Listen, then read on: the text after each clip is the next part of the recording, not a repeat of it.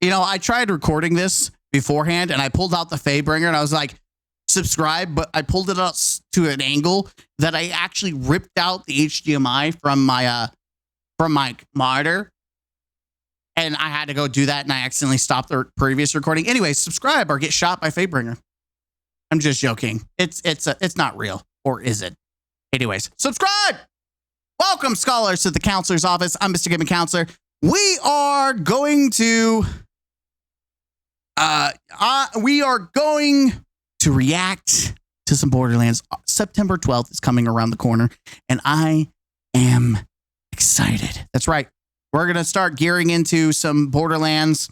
I mean, Destiny 2 is kind of on the lull. We'll obviously react to Ash and Iron and all the other stuff, and I've already written the script for the Brutally Honest review for the launch update of 9.0.0 whatever. I just have to record it, and I'm in no rush, man. It's just, Destiny is so depressing. Like, even just like doing reacts takes some energy from me, because it's just, Destiny 2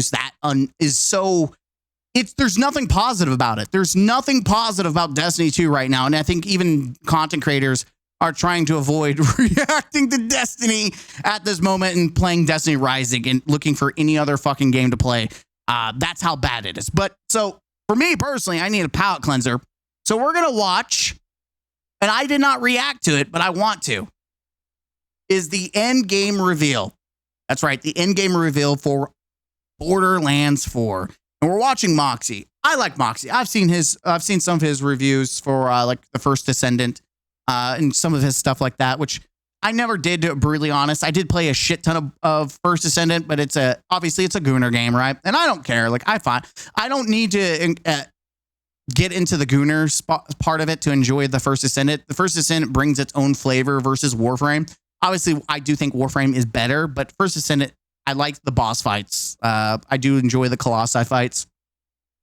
So we're going to watch Moxsy. Moxsy's the man. Moxsy's the guy. I'm going to make sure that we have sound up, 91%. Huge. We're going to watch him, and this is my first reaction. And move it a little bit. I don't know if that means anything to anybody, but this looks, this gives It's shiny? pearlescent. No. No. It looks a little pearlescent. Holy shit. Pearlescents are back. Let's go. Pearlescents are back, baby. Pearlescent.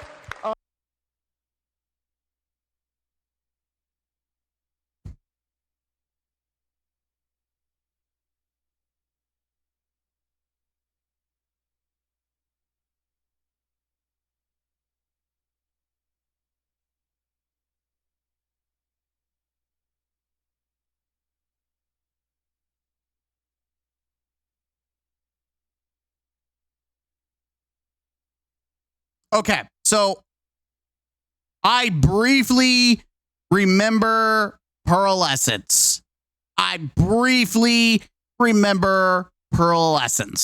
Briefly. There was like so many different versions, so I'm not excited. Not because I don't think it's cool. It's just because it's been so long that Borderlands 1, I don't even remember. I don't even remember Borderlands 1, to be honest. But Borderlands 2, like, I play so casual, and I like blitzed through all the DLC recently, which I need to upload that.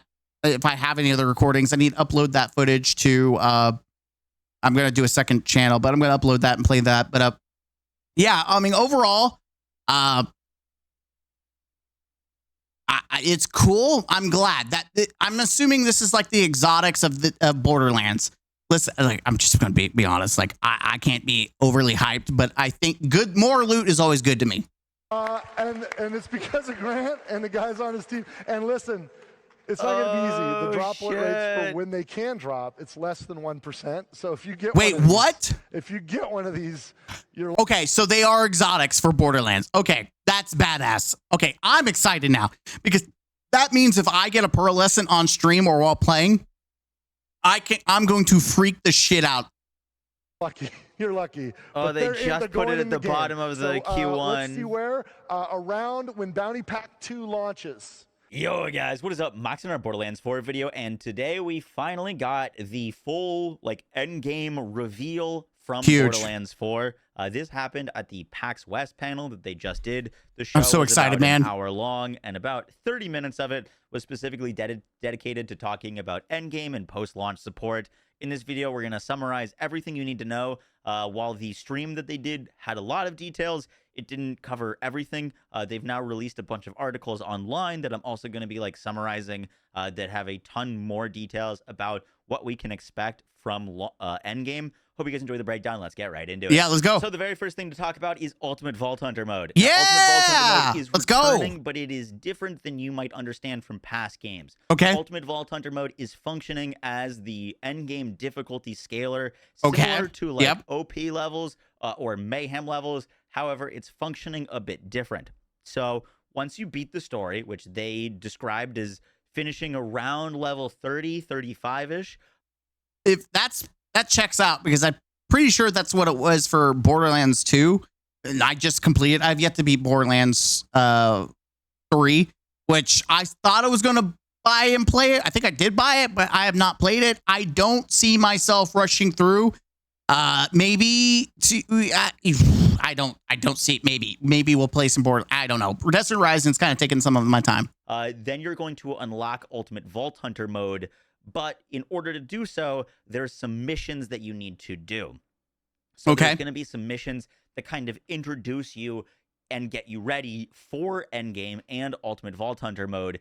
And then once you unlock Ultimate Vault Hunter mode, it's going to be a scaler on your difficulty, but also your loot. So you can expect better XP, better loot, but more challenging content while you're in Ultimate Vault Hunter mode. What was that content?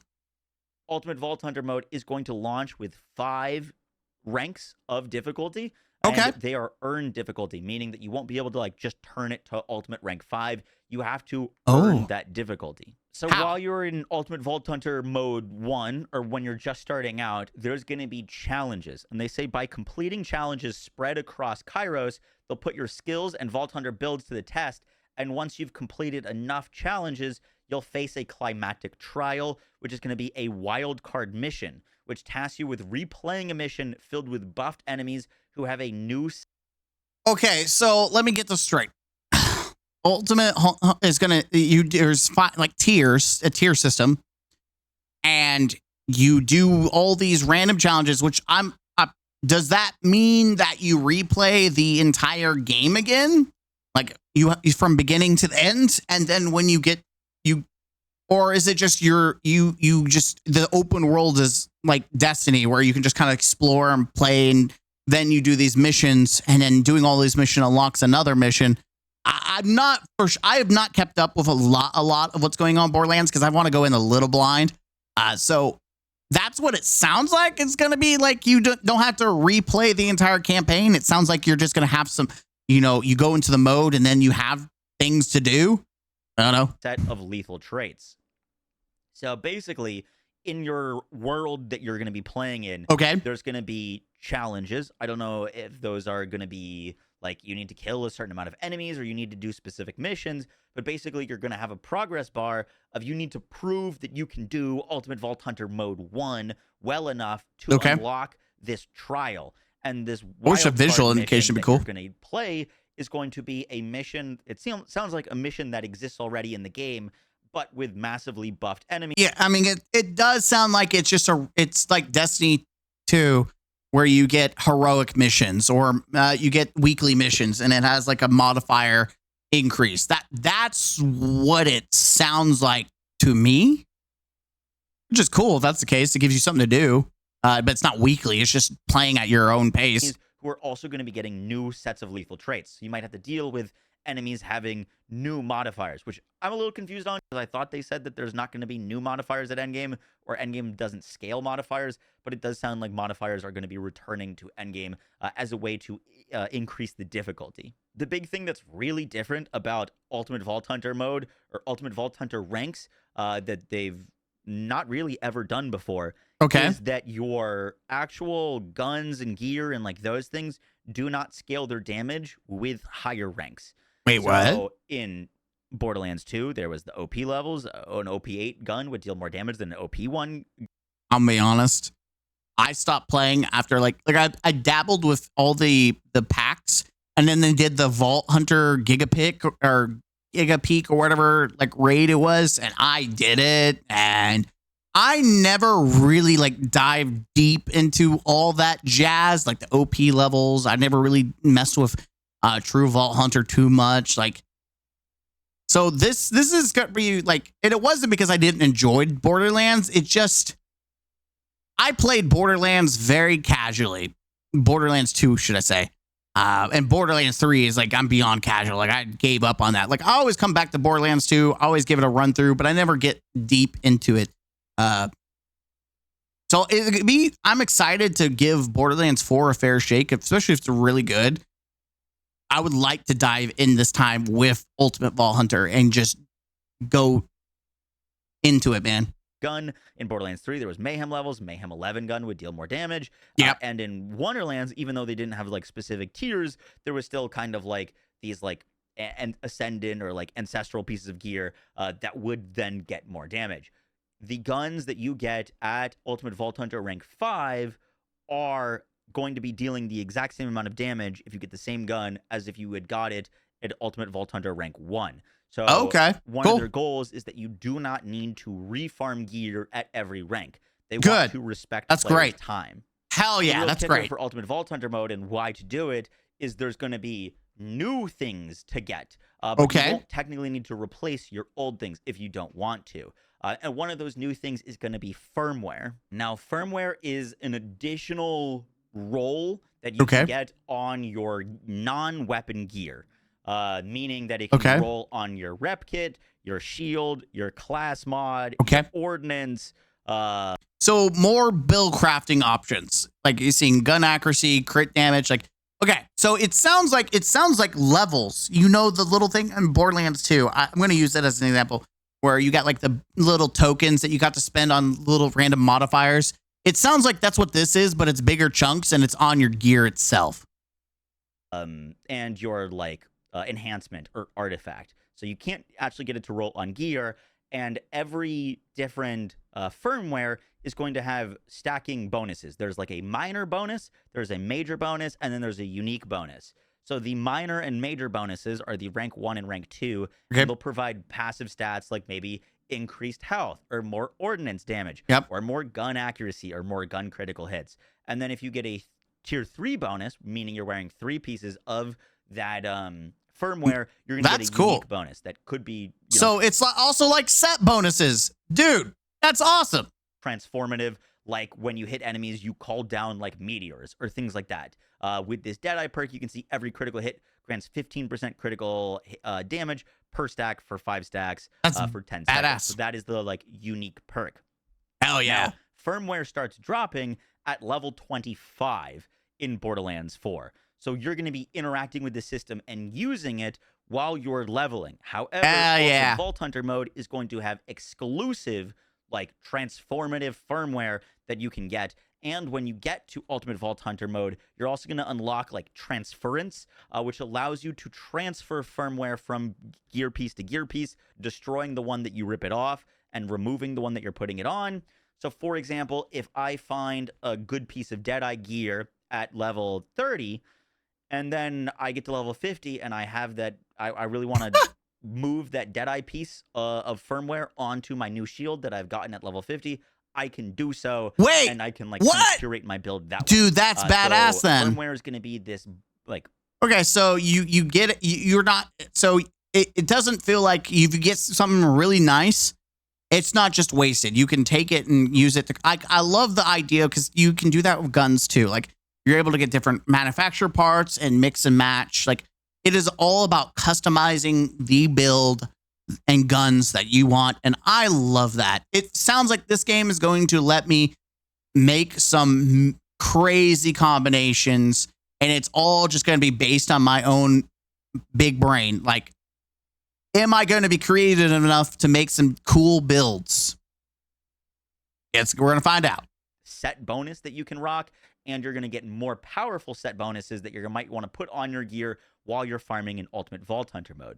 The other reason to farm Ultimate Vault Hunter mode is going to be for specializations, which are kind of the post Once you hit like level 50, I think you can start earning it before level 50. Wow, level 50. But you're going to be earning them in Ultimate Vault Hunter mode. They kind of rank up separate than your XP, and you're going to earn like more specialization rank on the higher difficulties. So that's another reason to like be playing these higher difficulties. But in your specializations, you've got brand new perk trees with new sockets and new things to unlock that completely change the way that you can play. What? So the way that they kind of explain this is you're going to be putting points into a tier. So right now you can see that this Survivor tier has 10 points in it. And every point that you put into Survivor might give you percentage increased health. However, once you get to 10 points in Survivor, then you're going to unlock your like perks. And it sounds like you can socket these different perks in and make different ones active. So I think it is crazy that this game did not have to do like go and like it went over and beyond to deliver an experience like of build crafting. Like even Endgame, it's like, guys, we respect your time. Man, if only there were more games that respected your time. But here we are. Borderlands is actually respecting your time and giving you a shit ton of options to maximize the absolute crazy fun time that you want to have in this game. Like here, it looks like you've got 2 active in Survivor and 1 active here, but you can only have 4 active. So it looks like there's 1, 2, 3, 4, 5, 6, 7, 8, 9, 10, 11, 12, 13, 14, 15, 16, 17, 18, 19, 20, 21. Looks like there's 21 different perks that you could have, and you could only have 4 active at a time. That's crazy. Putting points into these to unlock their different things, and then you can socket them in your like 4 things. So you could technically go like 3 brute, 1 sharpshooter, or 1 gadgeteer, 1 brute, 1 sharpshooter, 1 runner. You can socket these different perks in, and you need to earn XP in Ultimate Vault Hunter mode to get these. And one of the examples that they showed off was Full Spectrum Arsenal. Ordnance damage now benefits from increases to gun damage. Ordnance damage, 50% of increase to gun damage. So now if you're playing an Ordnance build, you just have a totally... Which Ordnance was like... I'm still a little confused about Ordnance because I don't remember. I haven't played like Borderlands 2. And like that was, I guess, the grenades because grenades were Ordnance, I guess. I'm trying to remember, man. Like what? I'm pretty sure grenades were Ordnance. But you can actually like get grenade launchers and rockets and all that jazz. Like that's cool. Different like multiplier or way to scale your build from this specialization. So it's a new system. I think this looks really good. I was hoping... I just want to clarify, there's a lot that I don't remember. Like, I played Borderlands 2, but, like, Borderlands 3, I don't remember anything. Like, any of the improvements, all the massive gains that they did. Like, but it's just over my head what was introduced in Borderlands 3. So, for all intents and purposes, this is all new to me. Every aspect is new to me because I don't remember Borderlands 3. Like, you can technically unlock all of the perks, but you won't be able to have all of the perks running at the same time. So it is going to be like very decision based. It's pick and choose. It's going to allow you to scale your character and your build even further. And I'd imagine pretty necessary to take on those like harder tiers of Ultimate Vault Hunter. Absolutely. So now that we've covered what Ultimate Vault Hunter ranks are and like how you get there. Oh wait, there is a weekly mission to do. Moxsy's big encore runs. So was that like a boss gauntlet or something? Progress and what they do. What can you actually expect to do at Endgame? What content are you going to be playing? So it does sound like you can still just go and do your world. You're not going to be like finishing at max rank. So you're probably going to be doing your world activities and doing those challenges out in your like open world to get up to rank 50, which they basically confirmed is the max level at launch. And then there's also going to be 2 new kind of like playlists that you can engage in at Endgame. The first is weekly wildcards. These are going to be like missions that you can replay that are massively buffed up, that are going to give you guaranteed legendary loot and have like curated modifiers and things like that. It sounds like if you've ever played Nightfalls in Destiny, that they're going to be similar to that system. That's exactly what I'm gathering from that, and what Chad has been saying as well. Nightfalls, heroic missions, whatever. These, like, weekly missions that you can do, that everyone has the same weekly mission, so you can like matchmake for it or do it solo. Cool. And then there's also going to be the big encore runs. Now, the encore machines, Moxsy's encore machines, you can do in the campaign if you ever want to refarm a boss. Yeah, you can just do that's that badass. over and over again, and it just costs. I do like the fact that you can just replay the boss over and over and over, like, and you can grind out what loot you want from that. That's insane. Cash or gold. However, big encore runs are going to be bosses that are set that have increased dedicated drops. So if you like really want a class mod or a gun or a grenade from a boss, you could do the big encore runs, which sounds like it's going to be rotating between different bosses. And instead of spending gold to farm them, you have to use iridium, which is apparently going to be an endgame currency this time. Oh, it kind of was in the past. What? But iridium is going to be an endgame currency, and you're going to use that to. That makes me a little cautious then. Like, is it going to be two different modes then? If I want to be in the campaign and farm a boss, am I going to get access pretty easily to that? Like, iridium was not like very plentiful in Borderlands 2 when I played. So that has me a little sus. To respec your specializations if you want to respec your points, and also to respawn these bosses to fight over again. The big encore bosses are going to be buffed versions of the bosses with like new movesets and new variants of the bosses. Wait, what? And they're also going to be dropping better loot and like more often of their dedicated drops. Okay, the next cool. thing they're doing with Endgame is bringing back Maurice's Black Market vending machine. What is this? This is going to be relocating every week and offering like cool rewards and weapons. Sounds like Xur from Destiny. In it. The thing that they're doing differently this time around is everyone's going to see different loot in Maurice's. Ooh. So, like, I might get a new Unkempt Herald, and you might only see Maggie's in it, for example, which I personally don't love. That's I think it's really weird. Cool as, like, a community when it's like, oh, like, dude. The reason why people, like, he may not like it, it's good for the community because it makes for good videos, because people used to do Xur videos, and absolutely people would do, like, weekly, this is Borderlands 4 Maurice's Black Market. This is what you can get. Good on Gearbox for not putting out the bait. This week, the Becca is in Maurice's Black Market vending machine. Make sure you get it. So it's cool to see it back. Personally, I don't love that it's random for everyone. I do. I think it's great. Makes it less special or less like cool weeks when you get like. I disagree. I think there's nothing more like if you are online and seeing what everyone else got, I think it is cool to be excited that you get something unique. In fact, you may get access to something before someone else does, and it feels real. Like I'm telling you, it's like, who gives a shit, right? I remember Destiny 1 getting access to some exotics before anyone else did, and man, it felt good. It felt like, damn, I'm one of the rare people to have this. It feels like Forsaken. One-Eyed Mask and Forsaken Destiny 2. No, it was one of the best exotics in that game. And people were pissed in PvP if you had it because it was rare. It was completely rare, and I fucking loved it because it felt so good to be like, here's my toy. Bet you wish you had it. So that's what, you know what? This is great. I love that it's completely random. Something crazy in the vending machine, but we'll see how that plays out. The next thing they mentioned is that once you beat the campaign, you can, when you make a new character, start that character at level 30 with Ultimate Vault Hunter unlocked, meaning you can skip the campaign and just start at level 30. You'll still need to like unlock the whole map. Wait, what? You don't have to pay them? You don't have to pay them to skip the campaign? You don't have to give $20 per character? Holy shit! You don't have to pay $20 to give them to skip the campaign. My God, don't tell Bungie. And all the points of interest and everything, but a huge, massive quality of life change. So like if you are really struggling at picking a character for launch, you can just say, I'm going to pick the one that looks the strongest from 1 to 30.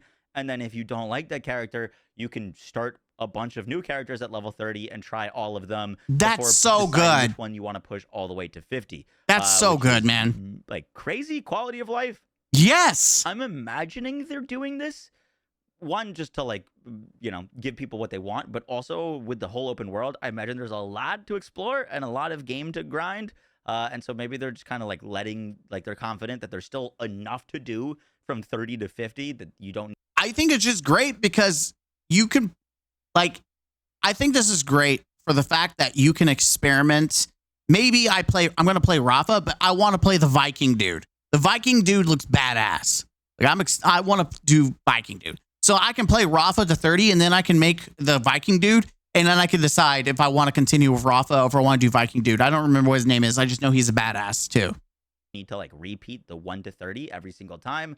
Obviously, you can still just make a new character at level 1, but I think this is a pretty massive W. Next, they showed off their roadmap and kind of like what to I've seen this. I've seen it on Twitter.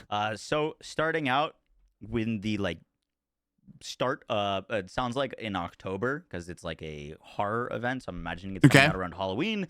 There's going to be a new seasonal mini event with like new stuff to farm, new legendary weapon, new cosmetics, and new weather variants. It sounds like it's so gonna good. Be spooky. I'd imagine it's going to be a bit like the Halloween DLC or event that we got for Borderlands 3. And then later we get... I don't remember Borderlands 2, the little pocket DLC. Bounty Pack 1, which comes with new missions and boss, new legendary gear. That's cool. A new vault card with 4 pieces of rollable gear, new cosmetics, new Vault Hunter style, echo drones, and a new vehicle.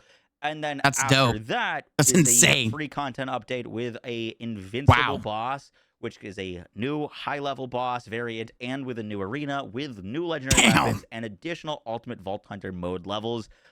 They are confirming that invincible bosses are returning, and they're going to be like a few months out of launch. It does sound like we're not getting an invincible boss at launch, which I think is a bit of a miss, to be honest. Yeah, like I remember playing the giant worm, like when I actually could kick its ass at level 50. Man, that kind of sucks. Like the fact that you have to go several months without fighting an invincible boss kind of sucks, but it is what it is, I guess. But they like specifically said that they're not showing everything that is going to be at Endgame. Who knows? During this panel, like they wanted there to be some Endgame surprises. So I wouldn't be shocked if there are some like Endgame bosses to farm, and we've got all of the like Endgame content at launch to farm. But yes, invincible bosses will be returning. And then in Q1 of 2026, they did a big reveal, but Bounty Pack 2 is going to be coming out with new missions, new legendary gear, cosmetics, and pearlescent rarities are going to get added to the game. Okay. They said pearlescents are going to be less than a 1% drop chance. Jesus. So very hard to farm, but confirmed pearls are returning. I was super stoked for this. That's cool. I'm glad pearls are not coming on launch, to be honest. I think we've got plenty of stuff to farm and plenty of new gear and things. We'll see if that works out for them, Cotton, because like you're going to have a lot of casual people that may not be playing in the next year. We'll see how good it is. Focus on that. I don't think that we need pearls at launch at all. And then the first story pack is coming out, which is called Mad Ellie and the Vault of the Damned. It's going to feature Ellie and more returning characters, as well as a new Vault Hunter, which they teased, which is that kind of silhouette. Sweet. It looks kind of like I'm thinking kind of like a shaman or a druid. I think there was a leak saying it was like a vampire hunter. I don't know. People were saying cowboy. It's got a pretty crazy looking silhouette. There's going to be new main story missions, new map zones. What's up, F? Said expect like Borderlands 4 or Borderlands 3 DLC style. It's not going to be like Wonderlands. It's going to be like more like Borderlands 2 and Borderlands 3 DLC style. And then beyond, there's more bounty packs, more story packs, and more invincible bosses. Hell yeah. They also announced brand new pre-order bonuses. They said that they were so happy that Borderlands 4 made it to the #1 Steam best-selling game, or like most pre-ordered game, that they wanted to do something additional for the people that already pre-ordered and add things to, as in like an incentive to pre-order the game. And they're adding 4 new pieces of legendary gear. The first is the like Malawan SMG that you can see up top. That is going to be basically like a firework gun. It shoots out fireworks. Sounds like it's just going to be level 1, so it's more of like a hey, here's like a fun kind of meme-esque weapon. Yeah. Then there's also going to be this like new grenade and a rocket launcher. Okay. They're both going to be level 30 weapons. So if you start a brand new character at level 30, those are going to be there for your level 30 character so that you can get a little bit of a head start. And then the pistol or the AR, I think they said this was an AR. Assault rifle? Is going to be at level 50. So you only get it once you get to level 50. And it's like perk. Who cares? That's fucking badass. Or bonus is that it guarantees critical hits on full health enemies. And then as their health goes down, your crit chance on them decreases. So pretty cool that we're getting additional pre-order bonuses. Yeah, that's badass. I don't love getting gear as pre-order bonuses, to be honest. I just think that I just hope that they're like, it's weird to say, but like not good, because I don't want it to be like, oh, you know, if you pre-order, you get the pay-to-win loot, and it's really good. And like, you know what I mean? I don't remember anything for Borderlands 2 ever being pay to win, except for the XP boost. That was like great to level up early on. But I never thought, I don't know, Borderlands 3, I don't remember the pre-orders, but none of this screams pay to win. Even like, maybe, I don't know. I don't see it. But Borderlands has so many fucking guns that I very rarely ever give a shit about holding on to one specific gun. They did a pretty good job of making the Borderlands 3 pre-order loot total like meme-worthy things. Like they were just not serious. They were like completely irrelevant by the time that you were level 10. So I'm hoping it's kind of the same. But yes, they are adding brand new loot if you pre-order Borderlands 4. Overall, it sounds like we're getting a pretty robust endgame system with multiple ways to farm and grind up these tiers. Sounds the badass. Specialization system looks awesome. I like what they're doing with the like wildcard missions and the big encore things. By the way, the link will be down below if you want to finish watching his thoughts. Outside of that, like, I'm glad that he broke down it very succinctly. Could have saved me an hour instead of having like a 2-hour reaction. It just got to watch a 20-minute video and have a 30-minute reaction to it. Overall, I'm excited. I don't see me playing very long term. Like, I will try to consume it if it's really that fucking fun. But I don't see at this moment anything that's sinking its claw. Like the build crafting alone sounds really exciting. Well, I have to play it because the world itself could be good enough. I'm going to play it all the way through campaign, right? That's going to happen. And I'll give a Vault Hunter mode, all that stuff, True Vault Hunter a shot as well.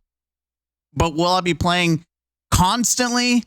I don't see it playing out that way. Like, there's nothing, the end game itself doesn't showcase me like, yeah, I'm going to be grinding this like I grind Destiny.